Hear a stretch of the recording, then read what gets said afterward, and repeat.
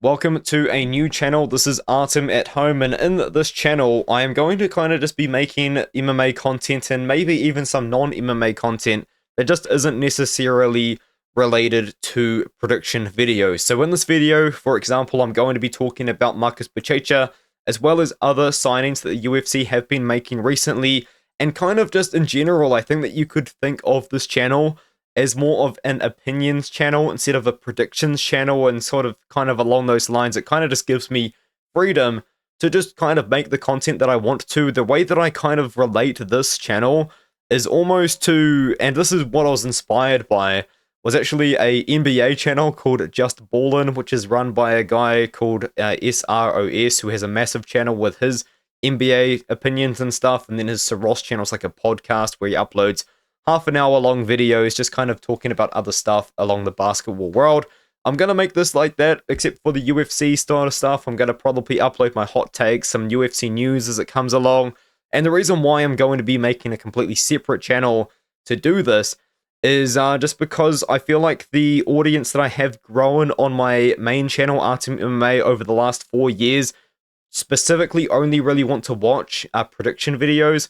So I feel like just kind of having a second channel gives me that freedom to do more opinion-based stuff that probably won't really work on that channel, stuff that probably wouldn't really fit in the algorithm on that channel. And I know I've got 9,000 subscribers, I'm not making much money off YouTube whatsoever, but the algorithm is still pretty important because it does help me as a university student kind of just like make things happen day to day, really. But anyways, with that being said, let's now get into the first video on the channel. Marcus Buchecha, of course, has been signed to the UFC. He is going to be fighting against Martin Buchecha in his debut, and Martin Buchecha is not a bum. He is actually somewhat good. Now, he's not a great heavyweight, but he is a relatively skilled heavyweight, and I do think that this is a fantastic signing for the UFC for multiple reasons. I think the first reason is it's more fresh blood, quote-unquote, even though Buchecha is 35 years old, into the UFC heavyweight division, something that I do think that this division has lacked in a while. I know they really did try with the Taekwondo Phenom that they signed a couple of years ago, but he ended up getting fraud-checked a couple of times. I forgot his name, but you guys know who I'm talking about. And then there's some other examples as well that have tried to kind of make things work, and it didn't work. And maybe Buchecha doesn't quite work out in the UFC, but you know what, guys? I don't think that would matter, because they recently started up UFC BJJ, and it seems to be going somewhat successfully for them. And I think that even if Buchecha just turns out to not really be great in MMA in the UFC specifically, because he has found success already for one championship, I think you can actually kind of just chuck him in UFC BJJ and he can just build up his record there, because this guy has a crazy BJJ background, and I will admit I was a little bit ignorant to how impressive this really was. I believe he has over 14 world championships in the gi, in the no gi. He's even got wins in other sort of things. It's not the world championships like the World Grand Prix, Abu Dhabi World Pro. I will admit, and I have been open about this in the past, I'm not super caught up on BJJ, but he had 142 professional grappling matchups with 128 wins. That is pretty insane. And not only that, of course, he was signed to one championship. Now, personally, I haven't really considered one championship to be a MMA promotion for a while, and I know a lot of people disagree with me on that, but, you know, they're not just doing MMA fights really anymore. But he does have quite a bit of experience fighting guys. You know, G1 Kang is a prospect from them out of South Korea. Anderson Silva was on The Ultimate Fighter Season 28 in 2018, if I'm not mistaken, off the top of my head. He is a kickboxer, kind of a pure kickboxer, but still pretty good win. He did lose to Rug, but then Rug has now gone on to, I guess, you know, beat Anatoly Malakin. I personally thought he lost the fight, but, you know, that might be for another video. I can talk about whatever I want on this channel. And of course, for Buchecha, he's now fighting against Buchecha. Now, I'm not actually 100% sure if I will pick Buchecha in his debut yet, because Buchecha, despite kind of being, you know, not the most athletic, sort of good-looking heavyweight, I guess you would put it, he's not very chiseled. You know, he's got a bit of a blob to him. He is pretty good. Like, he's not a bum. he is a top 15 sort of level guy. I don't think he actually is ranked, but he is good. And his striking is better than Buchecha's. He does use size pretty well, 6'4", and he's a big, big boy. He mostly does just sort of win his fights up against the clinch, which is where I have seen him found a lot of success. But at the same time, he has kind of had up and down performances. You know, he did lose to the great Shamil Gaziev. He did, of course, beat Uran Satibaldiev, but I don't think Satibaldiev is very good at all. So I think Buchecha, if he can get the fight down to the ground, and it is worth noting that every single time he has gotten the fight down to the ground successfully, he has won. And all of those wins in the first round, I think that we could see Buchecha kind of be a very fresh sort of face in the UFC, and I think that is something to be quite excited about. If you are a BJJ fan, if you are a heavyweight fan, if you're a UFC fan in general, I think now's a good time to be a UFC fan, because I think that Buchecha is going to be pretty good fresh blood in the UFC's heavyweight division. I actually am quite looking forward to seeing him in the promotion. The next thing that I wanted to talk about in general is just kind of in general, the UFC are signing big names now. You know, I don't actually really think I can remember a time like this where there have been big name free agents or just big names in general that have been able to sign to a promotion, and the UFC has actually gone out and got them. Aaron Pico is a big name for the UFC to pick up from Bellator. Patricio Pitbull. I know that, you know, a lot of fans aren't too familiar with him, or maybe they don't respect him in the way that I think he does deserve it. A massive name, a massive pickup for the UFC, and they've re-signed Kyoji Horiguchi. There are rumors regarding Losin Kaita, which I think actually probably deserve their own video separately. But I think I want to talk now about Aaron Pico, and I think I might even do a whole video on Aaron Pico, maybe on my main channel, because I think he's a very, very intriguing guy in the UFC. Now, I don't think he beats Evloev. I do want to put that out there. I am going to pick Evloev to win this fight. However, on paper, Aaron Pico is a tough matchup for him. Now, Aaron Pico, he has done everything you can imagine. He's even got a Wikipedia about him. This is how sort of what he's done, because he is I believe he's a world champion in freestyle wrestling. I believe he's a world champion in pancration. I think he's a Golden Gloves boxing champion. Like, you name it, in just martial arts in general, Aaron Pico has done it. This guy is the real deal in the world of MMA. However, I've said this before many, many times. I do strongly believe that Aaron Pico's career was mismanaged from the start.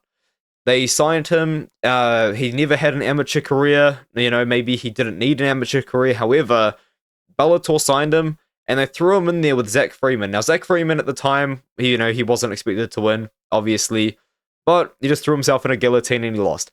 This is the problem. They gave Aaron Pico a guy that was 8-2, a guy that had 10 fights more experience than him in his professional MMA debut. Like, what were they doing? It was insane. And then after that, he wins on a run. He got knocked out a couple of times.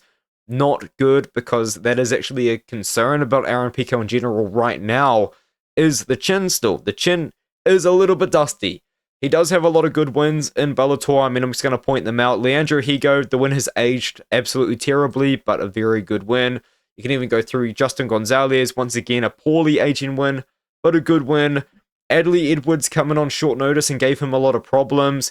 He literally dislocated his shoulder in the middle of the Jeremy Kennedy fight, and his team were trying to pop it back in between rounds. Not a good look. James Gonzalez, actually just a very underrated fighter in general.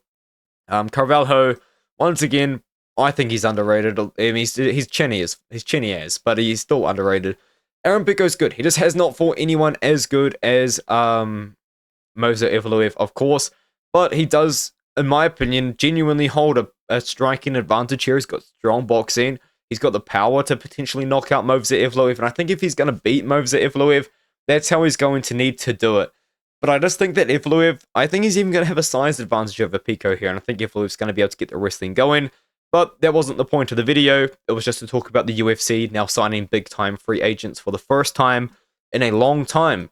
Patricio Pitbull, a big-time free agent, probably the greatest fighter that Bellator ever had, and probably the greatest fighter that Bellator will ever have. I mean, because they're gone. But This guy, multiple-time champion, attempted to become the champion in 3 weight classes. He was the champion at lightweight. He was the champion at featherweight. He attempted to become the champion at bantamweight against Sergio Pettis, and he just looked like he cut too much weight in that matchup, and it didn't really work out very well. And then he just made a very odd career decision in my opinion, fighting Chihiro Suzuki, who is a savage striker on very short notice, and he looked bad against Pettis, looked bad against Suzuki, he got slept. And now he's in the UFC. The UFC gave him the worst stylistic matchup they possibly could have given him in Yair Rodriguez in his debut. You know, there just wasn't a worse matchup that they could have given him. And Dan Ige, this is a much more winnable fight for Pitbull. The problem is, I just don't know if I can believe in Pitbull to win this fight. I mean, it looks like the public can't even believe in Pitbull to win this fight. But this fight, stylistically, is a much better fight for Pitbull than the matchup was against Yair Rodriguez. That was a nightmare matchup for Pitbull. Now we've got a boxer versus boxer fight. Pitbull, in theory, could have upset Yair if he just kind of fought with a very pressure-forward game plan, because we know that Yair Rodriguez fumbles under pressure. He's done it every single time. But Pitbull didn't really do that. He just kind of accepted defeat, and it was a sad performance. And I think that Dan Ige, despite me picking against Dan Ige with confidence against Woodson, Ige does hit pretty hard. I don't think he hits hard enough to knock out Pitbull. I would be surprised if he knocked out Pitbull, but I do think he hits hard enough to just do more damage over 3 rounds against Patricio. Once again, not what this video was about, but Pitbull, massive free agent signing. Another pretty big free agent signing is Kyoji Horiguchi. Now, I don't know if Kyoji Horiguchi was actually a free agent or if this was something that the RIZIN CEO negotiated with Dana White when they did that meeting. But this is my hot take, and I'm going to make a video about this separately on this channel. I do genuinely believe if anyone is going to beat Alexandre Pantoja in maybe the next 24 months, I think it would be Horiguchi. Genuinely. And I feel like this is just going to take another video for me to talk about, because I know, you know, Pantoja's looking unbeatable right now, but stylistically, Horiguchi's a very good fighter, man. He looked very small at 135 pounds, but now he's going to be coming back down to 125 pounds. His skill set is going to look good. You know, when he beat Sergio Pettis that second time after losing to him in a big upset where Pettis actually got a comeback win, you know, he was out-wrestling Pettis a lot, and Pettis wasn't able to get out-wrestled by Ralphion Stotts. Now, that was a close decision. Could have maybe gone to Stotts, but hey, Pettis, man, he wasn't able to get out-wrestled by Stotts the same way that Pettis was able to get out-wrestled very, very effectively by Horiguchi. And I honestly do think that the guy that beat Alexandre Pantoja is going to be a guy that survives his grappling and might even force Alexandre Pantoja to defend takedowns to sap on that cardio, because if Alexandre Pantoja has any weakness, it probably is that cardio, right? You know, he looked a little bit tired and, you know, a little bit labored against Kai Kara-France in the second round, but he also did that against Brandon Moreno, and he pushed 5 hard rounds. He pushed 5 hard rounds against Arasek. I am well aware, but I do think that Horiguchi is the guy to do it. I think I'll make a video on this channel, maybe even my main channel, Artem MMA, talking about this matchup, because I do think it is that interesting. Losin Kaita is the final fighter I wanted to talk about here. He is, I believe, a free agent right now. He has been rumored to be signing to the UFC for so long. I feel like if it happens, it would be absolutely perfect. This guy is the real deal. Every time I see him fight, I am impressed. He looks fantastic. He's got great wins. You know, he just recently beat Ronald Paradiser, who is actually a fighter I'm a big fan of. He actually was part of a tournament to win that fight, of course, against Paradiser. He had a loss to Mate Senekidze, and after that, Mate Senekidze did absolutely everything he could possibly do to avoid the rematch with Kaita, which is why it never ended up happening. That absolutely sucks. But Kaita, he's the real deal. He's got real deal wins recently. Some of his early wins, I guess you could say, he hadn't beat the best guys. After the injury against Senekidze, he took steps up in competition. He dominated them. He looked good. He is the real deal. I love Kaita as a prospect. Now, he's beefing with Paul Hughes, and I'm going to talk about that in another video. Let me know what you think about this one. It wasn't very well organized. It kind of was just me yapping, but that's what this channel is all about. So with that being said, guys, I'll see you in the next one.